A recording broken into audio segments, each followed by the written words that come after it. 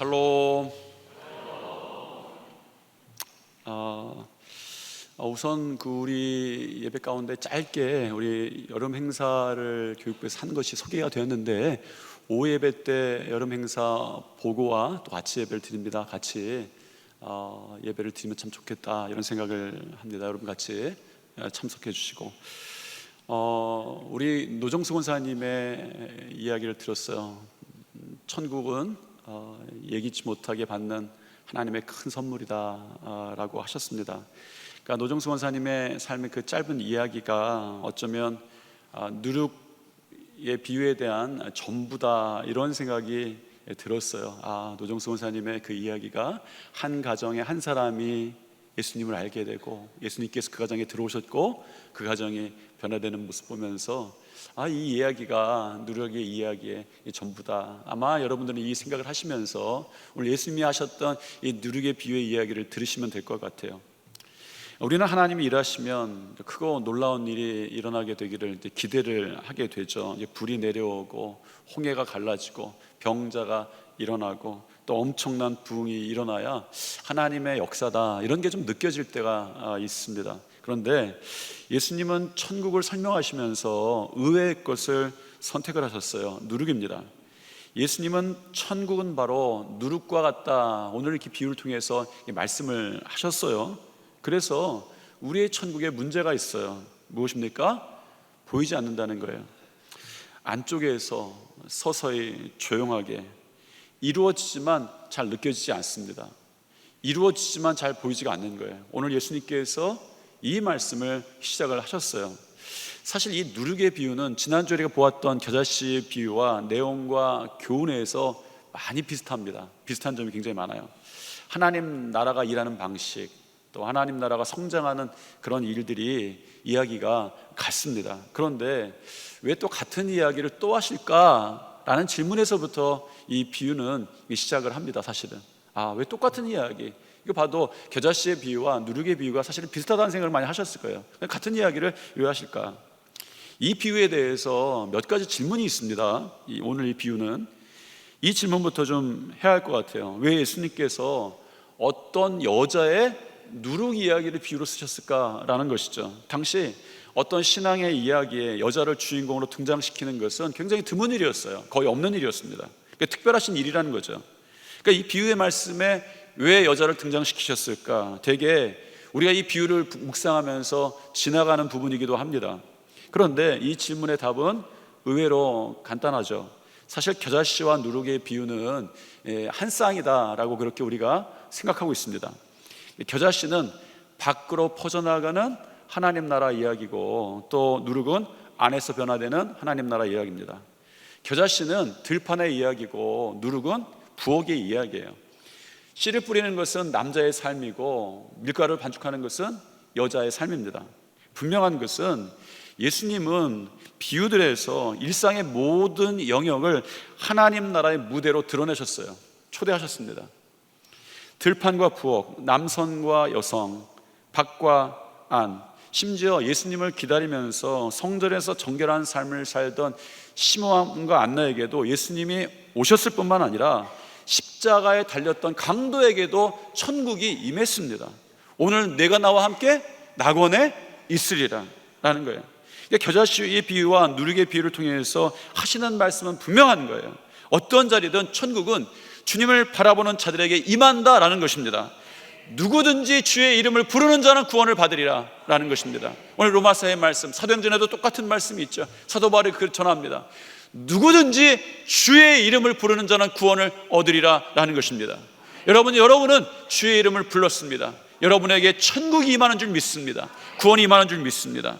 오늘 우선 이 비유는 많은 사람들을 하나님의 나라의 영역으로 끌어들이셨어요. 오늘 예배의 자리만, 이 자리만 천국이 아니라 여러분의 삶도, 여러분이 누구든 하나님 나라의 무대로 만들고 싶어 하십니다. 모든 영역이 주님께서 일하시는 영역이다라는 것을 분명하게 말씀하시면서 이 비유를 시작을 하셨어요. 두 번째 질문입니다. 밀가루가 서말이다라는 것을 왜 말씀하셨을까? 본문은 그냥 밀가루를 반죽했다라고 말하지 않고 굳이 구체적으로 서말이다라고 합니다. 이 도량형이 이 계량하는 것이 우리랑 좀 단위가 좀 달라서 우리는 번역이 이렇게 됐지만 해석마다 좀 달라요. 그래서 제가 좀 정리를 해봤더니 한 13kg에서 15kg 정도 되는 양입니다. 이 양이 어떤 양인가 보았더니 한 사람이 먹을 양이 아니라 한 100명 정도가 먹을 이 밀가루의 양이라고 합니다. 그러니까 예수님은 일부러 엄청나게 많은 반죽을 말씀하신 것이 분명합니다. 왜일까? 어쩌면 힌트는 창세기 18장에 있어요. 창세기 18장에 보면 아브라함에게 손님 셋이 찾아옵니다. 그때 아브라함이 손님 셋을 위해서 고운 밀가루 3마를 반죽하는 장면이 있어요. 근데 그것이 셋만을 위해서 아니었습니다. 실제로는 이것이 3명만 먹을 분량이 아니라 아브라함의 그 유목하던 공동체, 전부 가족이죠. 모든 가족이 함께 잔치하는 수준의 일이 있었다라는 것을 보여주는 것이죠. 그러니까 서말이라고 하는 것은 많은 양이라고 하는 거예요. 그 가족의 어떤 전부의 이야기고 잔치를 벌일 양이라는 것입니다. 예수님은 그 엄청난 양이 작은 누룩 때문에 그 엄청난 전부가 변했다라는 것을 이 비유를 통해서 말씀해 주고 싶어 하십니다. 이것이 또한 이 비유의 이 질문에 대한 답이죠. 그런데 가장 이상한 게 하나 있어요. 마지막 질문입니다. 왜 하필 비유의 소재가 누룩일까라는 거예요. 오늘날 우리는 누룩을 그냥 빵에 들어간 한 재료 정도로 생각을 하죠. 그런데 유대인들에겐 누룩은 삶뿐만이 아니라 신앙에서 아주 훨씬 강한 이미지였습니다. 그러니까 성경에 보세요. 주로 죄와 위선의 이미지로 누룩이 사용됐습니다. 사실은 대부분 그때마다 누룩이 등장을 했어요. 성경에 보면 출애굽의 상징이기도 합니다. 그래서 유월절에는 누룩을 넣지 않는 빵을 먹었어요. 바리새인들은 누룩이라고 말하고 헤롯왕의 누룩이라고 말하고 고린도전서 5장에서도 누룩을 굉장히 부정적인 것으로 사도 바울은 이제 묘사를 합니다. 이것이 그 당시에 누룩에 대한 그들의 생각이었고 또 관념이었고 그들의 신앙이었어요. 그래서 유대인 무리들은, 이 비유의 말씀을 듣던 이 유대인 무리들은 예수님께서 천국은 누룩과 같다라는 말씀하실 때 놀랐을 것 같아요. 여러분, 비유하는데 그런 거예요. 천국은 누룩과 같다. 여러분 생각해 보세요. 전창희 목사는 돼지와 같다. 여러분, 그 웃는 얘기가 아니라 깜짝 놀랄 얘기죠. 여러분, 이 천국은 누룩과 같다라는 것이 이런 방식의 이야기였다, 비유였다라는 거예요. 천국은 누룩과 같다. 예수님의 비유를 통해서 예수님은 이 비유들을 통해서 사람들의 생각을 깨셨던 것은 분명합니다. 그들의 일상을 말하셨지만 일상이 비유에 드러났으니까요.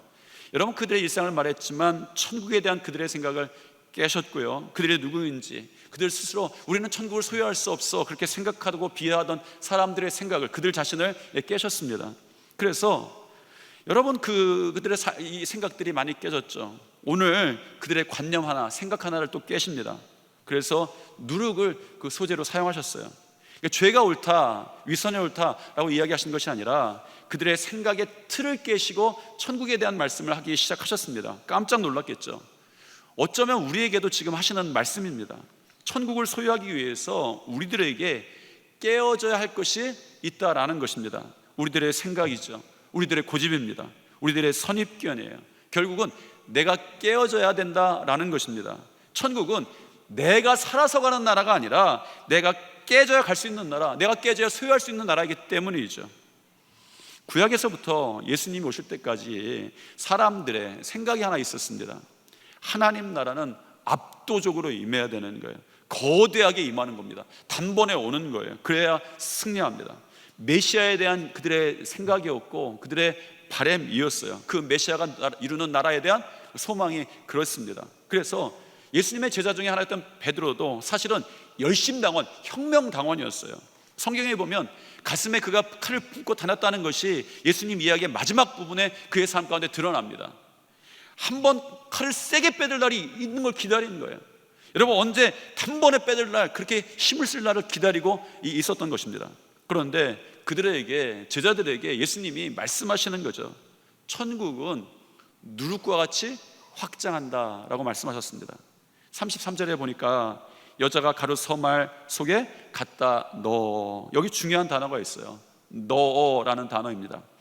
헬라어의 원어에서 이 단어는요, 단순히 넣는다라는 것을 의미할 뿐만 아니라 숨긴다, 감춘다는 의미가 같이 있어요. 넣는다, 숨긴다, 감춘다. 그러니까 우리가 믿음 가운데 낙심하는 이유가 그거예요. 천국은 누룩과 같기 때문입니다. 겨자씨와는 다르게 예수님은 오늘 전혀 보이지 않는 천국에 대해서 말씀하시는 거예요. 겨자씨는 보였어요. 그 작았지만 보였습니다. 싹이 나고 줄기가 자라고 나무가 생겼어요. 그런데 겨자씨는요, 안에 숨겨졌어요. 안에 감춰졌습니다. 여러분, 우리는 보여야 믿습니다. 성과가 보여야 안심이 돼요. 숫자가 늘어야 성공했다는 생각도 듭니다. 예수님을 믿는데 왜 저에게는 하나님 나라 천국이 안 보입니까? 왜 나의 삶에는, 나의 시간에는 하나님 나라가 안 보입니까? 라는 원망이 우리 가운데 있는 거죠. 왜 나는 여전히 그곳에 머물러 있는 것 같습니까? 라는 거예요. 요셉 보십시오.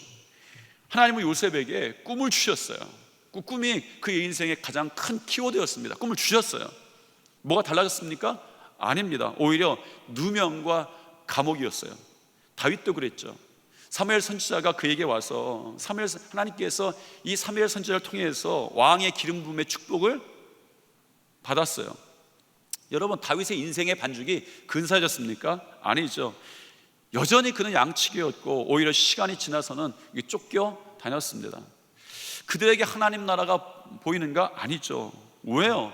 숨겨졌어요. 감춰졌어요. 정확히는 속으로 들어갔습니다. 그래서 흘리는 눈물이 생기는 거예요. 설사 천국이 있다고 해도 이렇게 시작하면 아무도 모르지 않습니까? 저도 모르겠습니다 라는 거예요. 그래서 예수님께서 어느 날 이 비유의 말씀을 통해서 알려주셨습니다. 천국은 보이진 않지만 확장하고 있다라는 것입니다. 여러분 가운데 천국이 보이지 않을지라도 하나님의 일하심으로 그 안에 천국이 확장되고 있음을 믿으시길 바랍니다. 우리는 이미 말씀을 통해서 알고는 있어요. 요셉에게, 다윗에게 누룩이 들어갔어요. 요셉에게 하나님의 꿈이 들어갔습니다. 다윗에게 하나님의 축복이 들어갔어요. 감옥에 있는 것 같지만, 쫓겨다니는 것 같지만 그들의 삶 속에서 하나님 나라가 무섭게 확장되고 있었어요. 감옥에서도 확장되고 있었고 들판에서도 굴에서도 확장되고 있었습니다. 그 안에 누룩이 들어갔기 때문이에요. 그들에게 이루어졌던 하나님 나라, 그들의 축복은 어느 순간에, 한순간에 이루어진 것처럼 성경에 보이지만 사실은 그렇지 않습니다. 그들이 지나왔던 모든 그 시간 속에 감옥에도 들판에도 굴에도 하나님 나라는 이미 확장하고 있었어요. 천국은 보이지 않지만 이미 속으로부터 시작되는 나라다라는 것입니다. 제가 이 천국은 마치 마태복음 13장의 말씀을 전하게 되면서 저에게 개인적으로 영향을 주었던 수십 년 전의 이야기죠. 하영조 목사님의 설교에 대한 말씀을 제가 그때 고백을 했던 적이 있습니다. 이번 이 하영조 목사님의 마태복음 강해를 이제 다시 한번 또 들여다보면서 상상하며, 오늘 누룩에 비유해서 상상하면서 읽었던 장면이 있어요. 이 상상하면서 읽었던 장면을 여러분 그대로 한번 전하고 싶어서 제가 한번 가져왔습니다. 예수 그리스도를 믿게 되면 먼저 우리의 성품이 변하게 됩니다. 못된 성품, 사단에 억압된 성품이 변하기 시작합니다. 예수 믿고 성격이 변하지 않으면 다 가짜입니다. 옛날 모습 그대로 있다면 예수 믿는 사람이 아닙니다. 예수 믿으면 반드시 성품이 변하기 시작합니다. 뿐만 아니라 가치관의 변화가 옵니다. 사물을 보는 시각이 달라집니다. 돈을 보는 시각, 성공을 보는 시각이 달라집니다. 선과 악에 대한 기준이 달라집니다. 그는 이제 새롭게 태어났습니다. 초등학교 교과서나 가정의 전통, 사회의 전통에서 배웠던 가치관이 떠납니다. 세속적인 가치관에서 떠나 성경의 가치관을 갖기 시작합니다. 예수님처럼 생각하고 예수님 같은 마음을 갖고 예수님 같은 행동을 합니다. 거룩해지기 시작합니다. 상상할 수 없는 사람으로 변신합니다. 그런데 그것으로 끝이 아닙니다. 천국을 진정으로 소유한 사람은 자기가 하나님의 아들이 되어 구원을 소유하며 천국의 삶을 누릴 뿐만 아니라 자신도 모르는 사이에 세상을 변화시킵니다. 그렇습니다. 우리가 예수 그리스도를 믿게 되면 속으로부터, 우리의 성품부터 변화하기 시작하는 거죠. 세상은 겉을 바꾸라고 말합니다. 그런데 하나님 나라는 안에서부터도 시작한다. 사실은 안에서부터 시작하죠. 신앙이 진짜일수록 겉보다 속이 많이 바뀌는 것 같아요. 그런데 그것으로만 끝나지는 않습니다. 우선 하나님 나라의 누룩은 삶의 일부분뿐만 아니라 삶 전체를 변화시킨다. 예수님은 오늘 이 비유를 통해서 말씀하십니다. 성경이 이렇게 전하죠. 여자가 가루 서말 속에 갖다 넣어 전부 부풀게 한 누룩과 같으니라. 누룩은 소리도 없습니다. 빛도 없습니다. 큰 사건도 없습니다. 그런데 핵심이 이거예요. 전부입니다. 어느 순간에 보면 전부 변화되어 있어요. 어떤 사람은 정말 제가 보니까 안 바뀌려고 노력하는 사람이 있어요. 그런 노력들을 하는 사람이 있습니다. 나는 절대로 예수님 안 믿겠어. 그런 분 중에 여기 계신 분들 있어요. 손 한번 들어보세요. 여러분, 나는 절대 주차장까지만 가. 주차장까지만. 그런 우리 남편들이 있어요. 아버지들 있습니다. 그런데 어느새 예배하고 있어요. 여기 계신 분 중에 그런 분이 있습니다. 제가 알아요. 왜요? 어느새 하나님 나라의 누룩이 그 안에 심겨졌기 때문입니다. 보이지 않는 전체를 바꾸는 일이 이미 시작된 거예요. 내가 알지 못해도. 이것이 천국입니다. 이것이 하나님 나라의 정의인 거예요. 하나님 나라는 어느 사람의 삶의 한 부분만 건드리는 것이 아니라 삶 전체를 새롭게 하시는 하나님의 통치가 이루어지는 것입니다. 그 일이 우리 가운데 지금도 있는 거예요. 우리는 어쩌면 부분적 신앙을 원할 때도 참 많습니다. 많은 사람들이 하나님께, 우리 주님께 이렇게 말하기도 하죠. 주일은 하나님 드리겠습니다. 하나님 가지세요. 그런데 월요일부터 토요일까지는 나름대로 좀 살아보겠습니다 라는 거죠. 기도는 합니다. 헌금은 해요. 예배는 드립니다. 그런데 직장에서는 내 방식 가지고만 삽니다. 가정에서는 내 분노 가지고 살아요. 돈 문제에서는 하나님보다 계산이 먼저입니다. 신앙 따로, 인생 따로 하나님 나라빵이 안 되는 이유가 여기에 있어요. 예수님은 오늘 그런 신앙을 말씀하지 않으십니다. 누룩은 반죽 속에 들어가면 누룩구역을 따로 정하지 않습니다. 누룩 따로 있고 밀가루 따로 있는 것이 아니죠. 섞이는 거예요. 여러분, 복음을 믿는다, 우리가 예수님 믿는다라고 하는 것은 교회 다니는 취미 하나가 생긴 것이 아닙니다. 복음은 인생 전체를 새롭게 하는 거예요.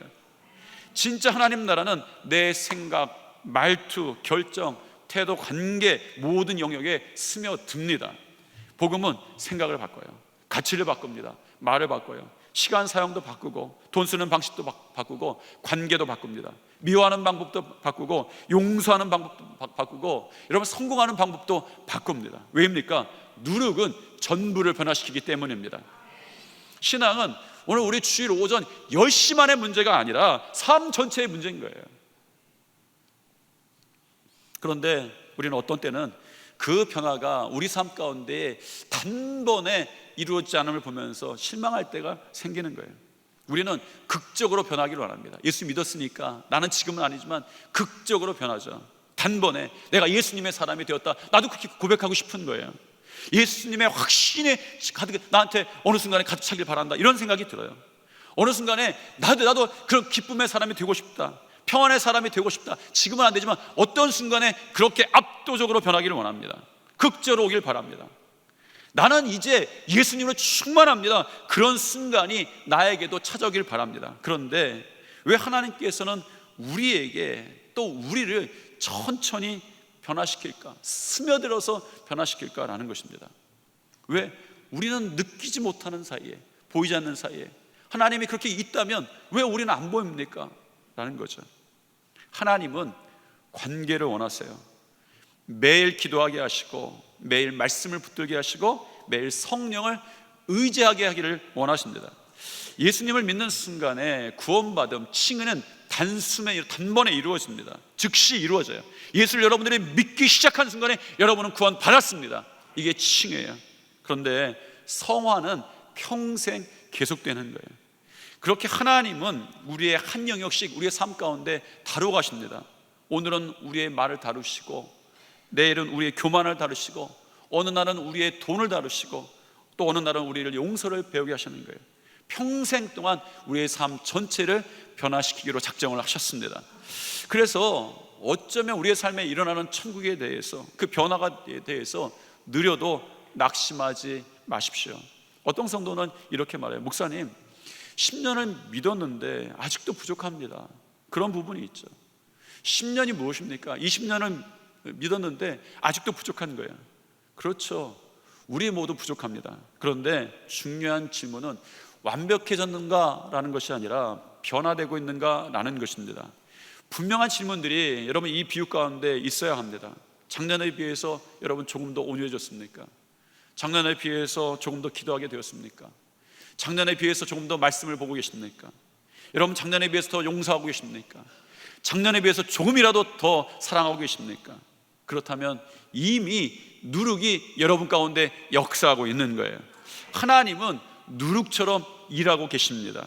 조용히, 그러나 멈추지는 않으시고 일하시는 것이죠. 그러므로 우리는 이 누룩의 비유 가운데에 이런 도전들을 만나야 돼요. 우리가 하나님께 맡겨놓지 않는, 그 누룩에 섞이지 않는 영역이 있는가라는 것이에요. 예배는 드립니다. 그런데 용서하지 않아요. 기도는 합니다. 그런데 정직하진 않은 거예요. 찬양을 합니다. 그런데 가장 가까운 사람들에게 상처를 주는 거예요. 왜 그렇습니까? 누룩이 제대로 들어가지 않았기 때문이에요. 복음이 내 안에 섞이지 않았기 때문입니다. 복음을 따로 내는 구역을 따로 만들었기 때문인 거예요. 예배를 드리는 다른 시간만 만들었기 때문입니다. 하나님 나라는 조금이 아니더라도 문제는 숫자가 아니라 섞였는가라는 것입니다. 하나님 나라는 사람을 조금 더 착하게 만드는 그런 종교가 아닙니다.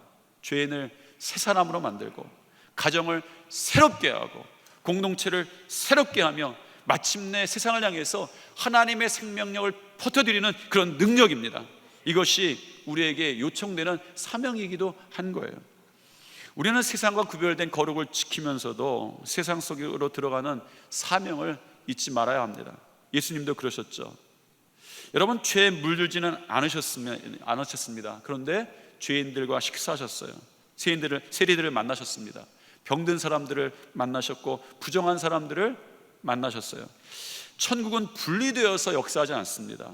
속에 들어가서 섞일 때 역사하는 거예요. 우리의 존재 자체가 가정을 변화시키고, 직장을 변화시키고, 학교를 변화시키고, 지역사회를 변화시키는 누룩이 되어야 된다라고도 말씀하십니다. 누룩은 결국 모든 반죽을 바꿔놓습니다. 이것이 하나님 나라의 능력입니다. 분명한 것은 하나님 나라는 반드시 그 목적을 이룬다라는 것입니다. 오늘 본문을 다시 한번 보겠습니다. 같이 한번 읽겠습니다. 또 비유로 말씀하시되 천국은 마치 여자가 가루 서말 속에 갖다 넣어 전부 부풀게 한 누룩과 같으니라. 예수님께서 아주 단정적으로, 너무나도 단정적으로 말씀을 하세요. 전부 부풀게 되었다라는 것이었어요. 그러니까 누룩은 들어가기만 하면 결국 자기 일을 해냅니다. 예수님께서 말씀하시는 하나님 나라도 마찬가지예요. 천국은 누룩과 같다. 하나님 나라가 들어가기만 하면 결국 실패하지 않는다라는 것입니다. 여러분 안에 천국이, 이 누룩이 들어가기를 축복합니다. 우리는 실패를 많이 경험해요. 기도했는데 원하지 않는 결과가 나올 때가 있습니다. 전도했는데 거절당하기도 합니다. 정직하게 살았는데 손해를 당하기도 합니다. 요즘 하나님께서 일하시는 게, 나에게 일하시는 게 안 느껴져, 이렇게 말하기도 하죠. 나는 전혀 변하지 않는 것 같아. 내 가정에 희망이 없어. 우리의 삶은 여전히 그대로입니다. 그렇게 고백하기도 합니다. 그래서 우리가 삶 속에서 원망하기도 하죠. 하나님 나라가 정말 이루어지고 있는가? 그런데 예수님께서는 오늘 이 누룩의 비유의 말씀을 통해서 약속의 말씀을 하시는 거예요. 어떤 약속입니까? 지금은 안 볼 수 있다. 그러나 반드시 이루어진다라는 약속입니다. 오늘 이 누룩의 비유에 정말 주님이 주시는 이 위로라고 생각합니다. 어린 시절 들었던 말씀이 수십 년 후에 살아난 경우를 보았습니다. 그때 어떤 때 했던 기도가 사실은 평생을 붙드는, 지금 나를 붙드는 힘이 되기도 합니다. 한 사람의 믿음이 한 가문 전체를 변화시키기도 합니다. 어느 날 보면 이 사람이 왜 이렇게 달라졌지? 이 가정의 분위기가 왜 이렇게 변했지? 이 교회가 왜 이렇게 깊어졌지? 여러분 안에 누룩이 심겨졌기 때문입니다. 우리는 그 과정을 다 보지 못해요. 왜요? 우리가 하는 일이 아니기 때문입니다. 그러나 하나님은 결코 중단하지 않았어요. 하나님이 하시는 일입니다. 천국은 마치 누룩과 같다 하시는 주님의 말씀이 이 약속인 거예요. 우리는 일하지 않아서 모릅니다. 우리는 보이지 않아서 잘 모릅니다. 그런데 하나님은 누룩과 같이 천국을 지금도 우리 가운데 확장하고 계시다. 주님이 오늘 이 비유를 통해서 말씀하십니다. 오늘 이 비유의 말씀이 너무나도 확실합니다. 우리 주님께서 하신 말씀이기 때문인 것이죠. 여기서 우리는 하나님 나라의 소망을 우리 가운데 있음을 보게 되는 거예요. 하나님은 지금도 우리 안에서, 여러분 안에서, 여러분 한 사람 한 사람 안에서 일하고 계시는 것을 믿습니다. 누룩의 비유는 우리의 감정보다, 우리의 느낌보다 하나님의 약속을 믿으라 라고 말씀하십니다. 오늘도 이 누룩을 심은 하나님 나라는 우리의 마음에서, 우리의 가정에서, 우리의 교회에서, 우리의 일터에서 조용히 퍼져가고 있습니다. 우리에게는 이미 시작된 하나님 나라가 있다라는 것입니다. 그러므로 성도는 눈에 보이지 않는 결과 때문에 낙심하지 않습니다. 세상의 화려함을 부러워하지 않습니다. 오늘도 말씀을 품고 성령께 이 자신을 맡기면서 작은 순종을 계속하는 것이죠.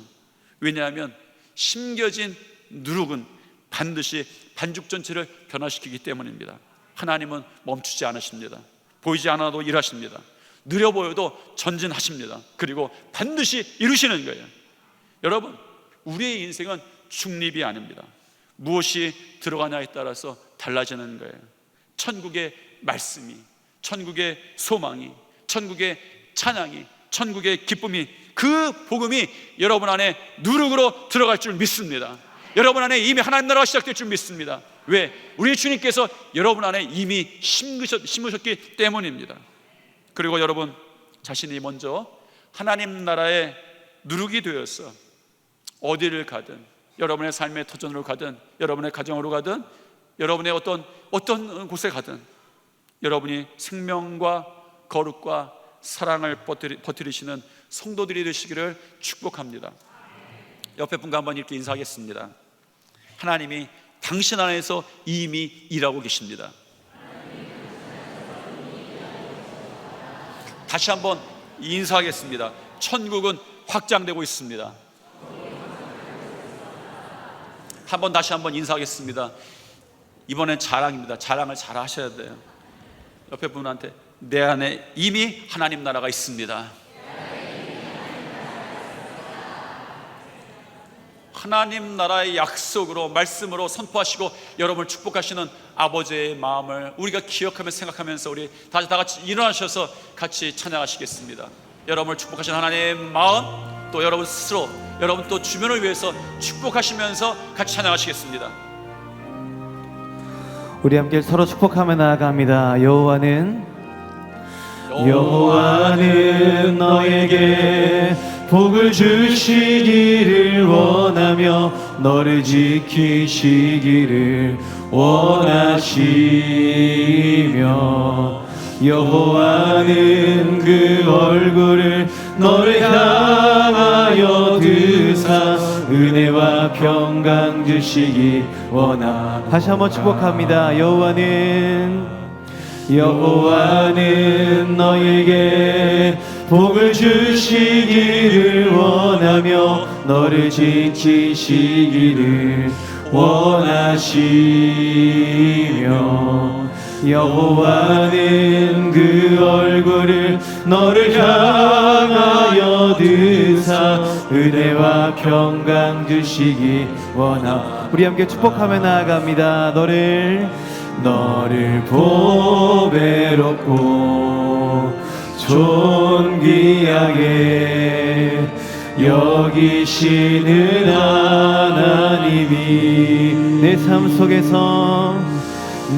삶 속에서 이 약속을 신실하게 이루시리. 땅에 기름진 것으로 하늘에 신령한 것으로 너를 복주시고 지키실 하나님이 너의 영혼 잘 되도록 은혜 베푸시며 평강으로 인도하시리.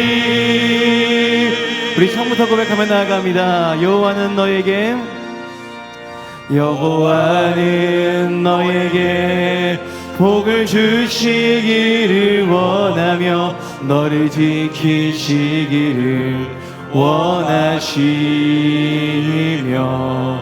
여호와는 그 얼굴을 너를 향하여 드사 은혜와 평강 주시기. 우리 서로 축복하며 나아갑니다. 너를 보배롭고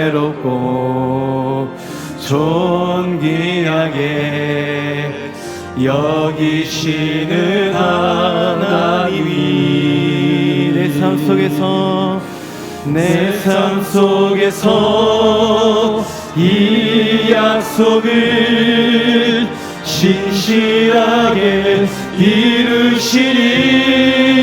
우리 고백하며 나아갑니다. 땅에 기름진 것으로, 땅에 기름진 것으로, 하늘에 신령한 것으로 너를 복주시고 지키실 하나님이 너의 영혼 잘 되도록 은혜 평강으로 인도하십니다. 평강으로 인도하. 우리 다시 한 번 더. 땅에 기름진 것으로, 땅에 기름진 것으로, 하늘에 신령한 것으로 너를 복주시고 지키실 하나님이 너의 영혼 잘 되도록, 너의 영혼 잘 되도록 은혜 베푸시며 평강으로 인도하시리. 평강으로 인도하시리. 평강으로 인도하. 우리 마지막으로 고백합니다. 평강으로 인도